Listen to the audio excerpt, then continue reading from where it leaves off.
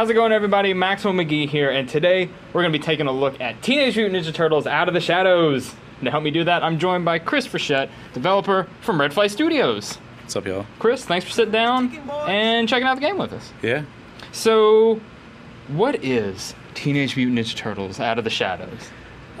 Basically, it's a game, a Turtles game for the older Turtle fan, right? Okay. We wanted to set out to do a game that really appealed to, you know, the 30-something Turtle fan that, you know, maybe hasn't paid attention to Turtles in a while, you know? And Nickelodeon kind of embraced what we wanted to do. And so if you guys have checked out the cartoon, you can kind of see, you know, Donatello, he's tall and skinny. Raph's got the crack in his shell. You know, Mikey's the runt. So they share a lot of the characteristics that they have from the new Nickelodeon cartoon. We've stayed within that realm of fiction, but it's like if we pulled those guys out and put them in a more realistic setting, how would that go? And so that's kind of where the game, you know, evolved from. And basically just wanted to do, you know, the ultimate Turtles game, you know, for the Turtle fans out there. Hey, April, you shouldn't be here. You're kidding, right? You can see a lot of our story is told through, you know, comic cells. Gave our concept artists a chance to really shine. Felt it very appropriate for the Turtles brand as well. So set up this area of the game that we're looking at here. Like, where does this take place? So this is midway through Chapter 2, as Mikey's stretching. We're going into infiltrate, I guess, Baxter's warehouse. And so one thing with the Turtles, even when they're moving, they're having fun. So you can grind rails, you can hop over stuff.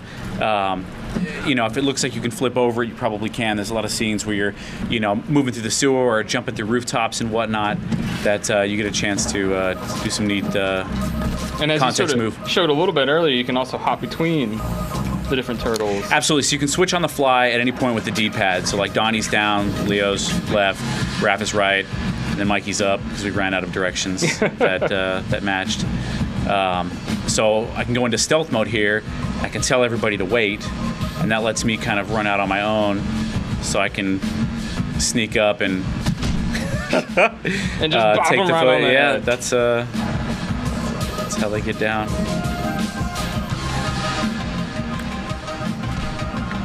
So have them choke them out. Each turtle plays really different in combat. So Raph is more of the brute. I'll run out and get detected now. We'll start a big fight. He's got kind of a Muay Thai flavor to him, a lot of knees, a lot of elbows. Come up and, you know, lay into that guy. Speaking of knees, yeah, exactly. Right Little clothesline action. He's definitely the brute. Donatello's a little more composed, almost kind of a kung fu flair to a lot of his stuff. Get some nice stances. He'll do some taunts, you know. Mikey is really fast, but he doesn't do a lot of damage. You can chain combos really quickly. Okay. He's got a nice kind of flair to him. You can also do some cool, like breakdancing type maneuvers. He's got a lot of dances. So you can kick and then nice. You just do a little, scoop that guy right off the ground. Yeah, absolutely. So a lot of it is how to continue your combo, okay. right? So like I can start a combo and then switch turtles on the fly and keep my combo going. And then I can do stuff like knock a guy up, switch to Raph mid-combo. Nice. He's going to fly up, finish the juggle off.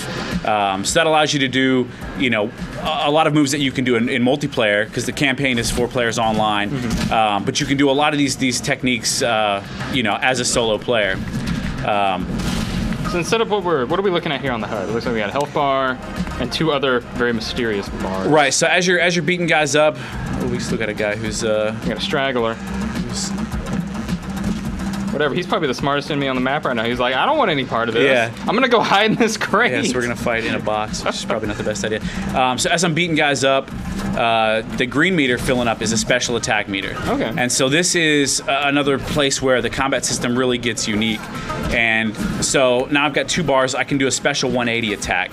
So the home run hit, right? All right. So the special attacks are really what's going to separate, you know, the master of the game is where, you know, you really start to feel like a ninja when you're utilizing these because they'll be, you know, break blocks, they can stun, they'll basically be advantageous to you, juggles, all kinds of crazy stuff. Okay. All right, Chris, why don't you go ahead and show us a bit of what a larger scale fight would look like? Absolutely. So these are my favorite enemy types right here. I always wanted to know what a mouser would look like on a human form, right? And so if you're familiar with the... Oh, they have the mouser heads. Yeah. Oh, I didn't see that right away. So if you're familiar with the new cartoon, right? Mikey loves to name stuff, so he calls these guys mansers, of course.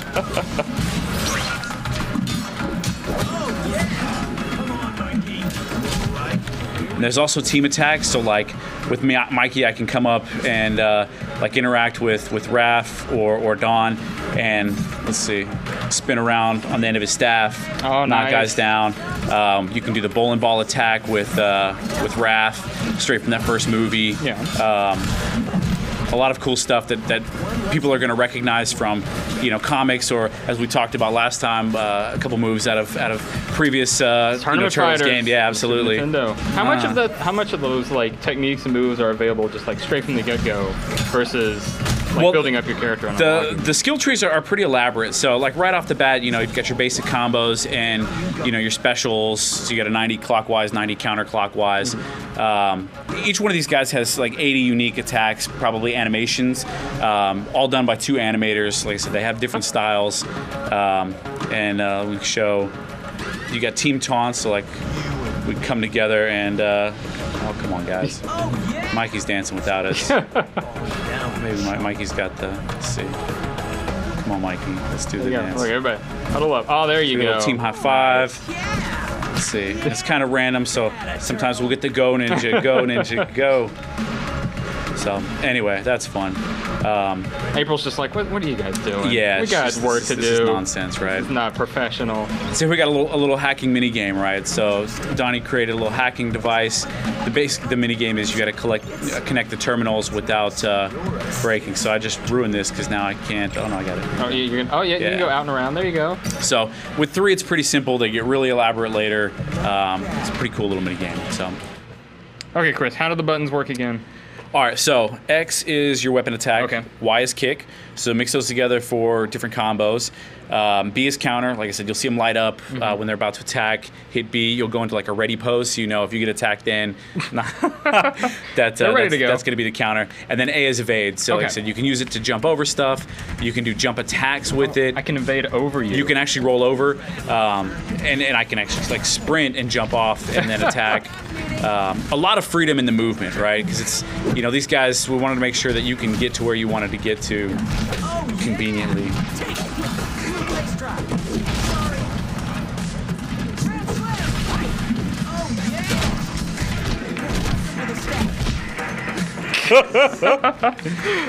Oh, and then how do you do like the special techniques again? Those come in with the right stick. So as you're beating guys up, you'll see that green meter go. So in this next fight, you're gonna. We all got a little bit of green meter. We can all do a 90-degree attack right now. So you can hold the right trigger and then rotate the right stick 90 degrees. So with Raph, you'll do a big roundhouse kick like you just did there. Once you build it up and get some 180s, you'll start doing like, some big time slams, or he's got, the power drill. Yes, I remember it well. Right. But there's also stuff like that where you can flip around the pole, you can swing off.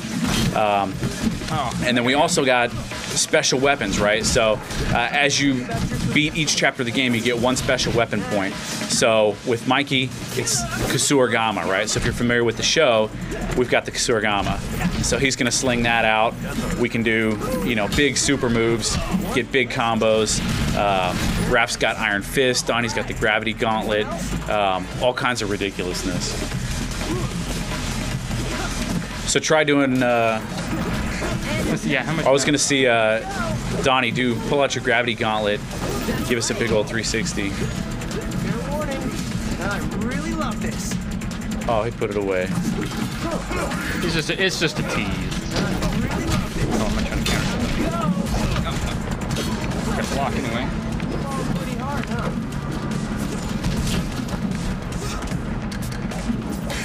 Needs to build some juice. Time for a stat meeting. Did he seriously just say it's time for a stat? He said time for a stat meeting. Dear.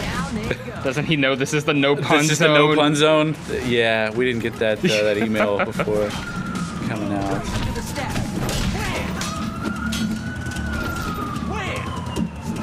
having way too much fun over here in the corner by myself. There we go. Watch now. Clack! Oh! So that's the Gravity Gauntlet. Fans of the comics are going to recognize that. A lot of stuff thrown in from, you know, old Turtles fiction, some fun jokes, you know, a lot of good stuff. Getting the chance to work on this is just like, I feel like the highlight of my career. You know, Red Fly, we worked on Thor and Ghostbusters and Force Unleashed, some big properties that, you know, a lot of the folks in the studio really had fun with. Nothing had me geeking out like Turtles. Yeah, were you like a big fan of the original comics or like the old 80s, 90s cartoons? Well, you know, growing up, the cartoon and the movie really did it. That first soundtrack, which is why I was, you know, so happy that we could make the Turtle Power thing work. And then I discovered the comics later on, and it was like I was a couple years older, and was like, holy crap, they just basically killed Shredder in the first comic. Like, how awesome is this, right? And so, you know, from then on, it was like a whole new kind of appreciation. And then, you know, it's pretty awesome. Like every several years, they'll come out with a new incarnation. The new Nickelodeon show is so good. They've really done a great job at capturing these guys. Oh, there's the bowling ball. Hey! Hey,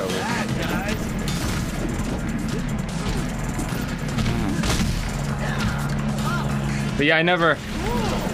Kind of sounds like I was in a bit of the same boat as you. Like, I never read the original comics growing up. I didn't really know about them. I always thought the Turtles just existed as like a goofy like children's cartoon show, and then later on in life, I was like, no, wait, it has like this long, this crazy long history.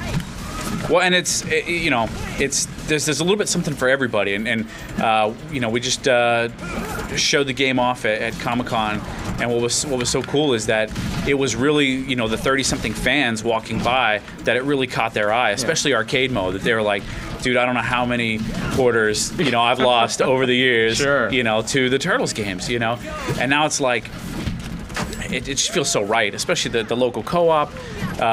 So I have a feeling that, you know, people are going to play the normal campaign, they're going to pimp their Turtles out, they're going to, you know, get friends over, and then this is what they're going to play, right? That's a question. So, like, the progress and the levels that you make in, like, the single-player campaign, does that carry over, like, into this cooperative mode? Yeah, absolutely. So, like, the abilities that are unlocked, which we kind of walked through the trees a little bit ago, all that stuff is still unlocked here. Same thing with the survival modes. It's like, for you to really, you know, compete and have competitive scores, you're going to have to go through and really get these guys, you know, statted up. Bam. And then at the end of every arcade level, you kind of get a recap, and you get to see who was owning, which was Donatello. Raph is so disappointed. He's like, you know, no, but Mikey's over, you know, he's like, good for you. Mikey's just glad he showed up. He's just like, yep, I'm here. I got to have fun. Raph was there to win. Yeah. Raph is there to win. Congratulations, Donatello player. All right, Chris, I think we jumped ahead just a little bit here. Now we're in a bit more of a native environment for the Turtles. Home. So this is the third level of arcade. This is the sewer arcade map. Just want to kind of show off a little something. Again, fun interactive environments, swing around poles, hopping off the edges. So did you guys always have the system in place where doing special commands was mapped to the stick? I think that's kind of an interesting choice. Well, I play a lot of sports games, like NBA 2K in particular, and it was always, you know, at this point, everybody's got, you know, complicated control schemes. Yeah. So the first time somebody comes up to play, you know, basketball, how do you shoot? And I'm like, oh, well, you gotta hold down like 6 different buttons. Yeah, I mean, well, X is how you shoot. And they're like, well, how did you do that crazy 360 dunk? Oh, and I'm like, oh, to do that, you got to get with the right stick. And so I liked that because it was easy to pick up to some extent, but then, you know, the fun of mastering and really learning the technique is also there. And so there's so many verbs when it comes to the stick. We got, you know, all the different rotations, clockwise, counterclockwise, that it allowed us to do a lot of really cool and unique stuff. And again, each combat style feeling different, but when you do a 360, it feels like an area clearing, you know, 360.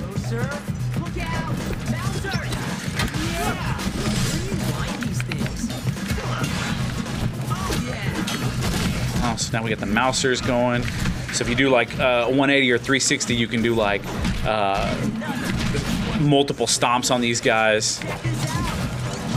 So if you grab that, are you Mikey? Yeah, grab that energy drink. So do a 360 right now. Bam! So it'll just keep stomping. Stomp, stomp. Okay. So there's a lot of like different attacks that are contextual to the enemy type. So as you're fighting mousers, you'll notice a lot of low, crushing attacks on these guys. As you're fighting the mancers up top, there's a lot of stuff where you can, like Leo can chop these guys to pieces and do a little dismemberment on the robots and stuff. Donnie can actually like disable them and turn them off, so his tech side shows. Oh, so that's it. So you're not necessarily, when you input the command, it's not like, oh, I'm going to do this specific type of move. It's like, I'm going to do this level of move against this. So if I'm Leo and I do a 360 here, oh, I did the other. I was gonna say I can cut them in half, but I didn't. Oh, okay. So for the most part, we wanted to do a system that felt very deliberate, right? So there is the the offense-defense balance, right, of attacking and countering. But then there's the I just hit attack, kick. I got to do my own combos. I got to do a 360. I got to really perform the move that felt like I did it. Like, so I'm cutting him in half now. Like I did that type of thing. So there's a little bit of random just for the sake of random, but for the most part, very recognizable stuff. So fans of fighting games and brawlers, are gonna be right at home fighting this dude up in a corner. He's hiding out back there. Yeah, see if we can tease him out a little bit. Dude. Or you can just go back there and wreck his face. Yeah, there we go.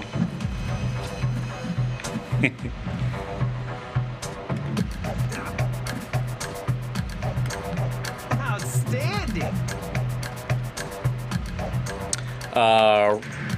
The right shoulder sprints. Left shoulder will throw shurikens. Does right trigger do anything besides like prime you for? So as you're building your combo, yeah. You'll see at 10 hits it'll change colors. When you get there, when you hold right trigger, hit attack, and you do a turtle power KO. So it's like a one-hit knockout. Oh, there we go. So it's basically that's how you start taking guys out of the game quickly. And then so like the taunt technique, so with Mikey, if you hit up on the D-pad, you'll taunt. Nice. If you knock a guy down, say you don't have anybody to hit, you can taunt. It keeps your combo going. So it's actually a bonus. It's really the pro move, you know what I'm saying? That's our QA guru got 153 hit combo or some mess like that. Just ridiculous. And just watching, him transition and keep the attacks going was really, really, really crazy. And like, so these mousers are explosive mousers, so I can take them and throw them at you, make them explode. I think it would be remiss not to talk about sort of the very distinct character designs you guys came up with for these turtles. I got to do a piece on that when you guys were first. That was a lot of fun. Showing this game, that was a lot of fun to do. But maybe if people haven't seen the piece, like, how did you guys go through that sort of iteration to land on these designs? They should definitely check it out because getting to see the concept art in the different stages, basically. Oh no! There was a. Carlos Huante did the original turtle concepts for us, and they were pretty radical. They were very a very realistic take, and so basically the process was compromising with Nickelodeon to meet somewhere between the realistic take and the new show, right? Yeah. And so certain things like, I really wanted to have two toes instead of kind of the elephant foot, right? Or the turtle foot, I guess. The turtle foot. Yeah. Things like that. So we ended up finding this really cool look. I think when fans see it in motion and really see the charm of these guys, they're still the turtles. Even though they have like more kind of, reptilian markings and a new take that just hasn't been done yet. I mean, why not just go like sort of the more traditional route and the sort of established styles? I think part of it was getting that a more adult audience. I think it had to have not really the grittier feel, but it needed to have a more adult take. And so I think if it had come out and it was just skinned and looked just like the new Nickelodeon show, I don't think that everybody would have been as like the older fans might have been as receptive, but kind of this hybrid style that shows off some of the old, some of the new. One, it was awesome as a fan getting a chance to basically, as Red Fly, have our stamp on it was really cool. But I think it does appeal. So. Now we're just drop kicking mouse. Yeah.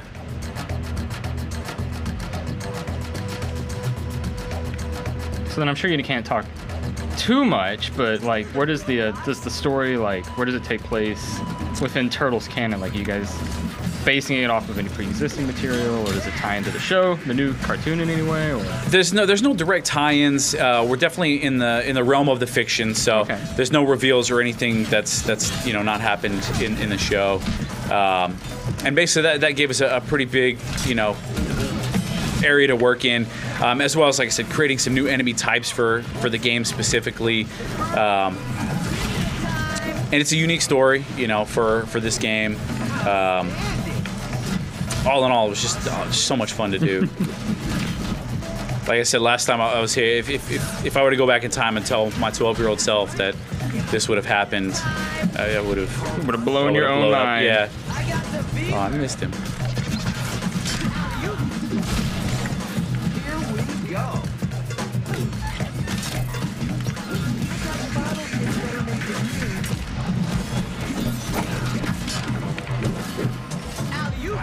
Oh, I missed the joke. Oh, yeah.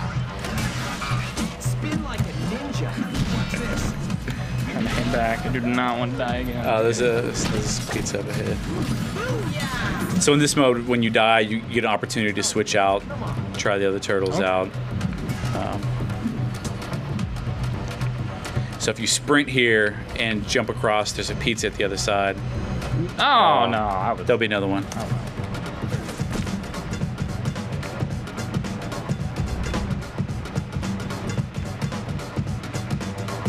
Up at the top. Yeah. There it is. Pizza night. So who was your favorite turtle? I think last time I told you it was Donatello, but I think secretly it is, in fact, Raphael. Really? Deep down, if I really look into my heart of hearts, I always enjoyed Raph, mostly because I really enjoyed and we mentioned this earlier, but the Turtles Tournament Fighters game on Super Nintendo I had, Raphael was definitely my favorite character in that game, which is why I'm so glad to see the Power Drill made an appearance earlier. But yeah, it sounds like, sort of from what you were talking about, like talking with other people, Donatello is definitely the fan favorite in a lot of cases. And I think as we've grown older, I think we appreciate the geek aspect more and more. Mikey, we've all grown up a little bit. Mikey's awesome just because you can dance. You can do all kinds of cool stuff with Mikey. For button mashers, he's going to be the way to go.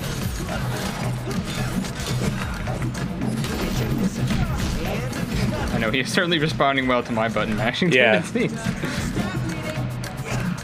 So like if you hit evade and kick quickly, you'll do kind of like a rising, like without a direction.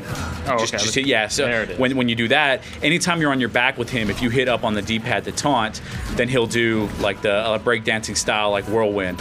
So he's got like, if you sprint and do kick, you'll do like a big drop kick. But he's got a lot of opportunities to end on his back, so he can come back with, yeah, there you go. Okay, so sprint, kick, into the drop kick, land you on your back, and then you get to break dance.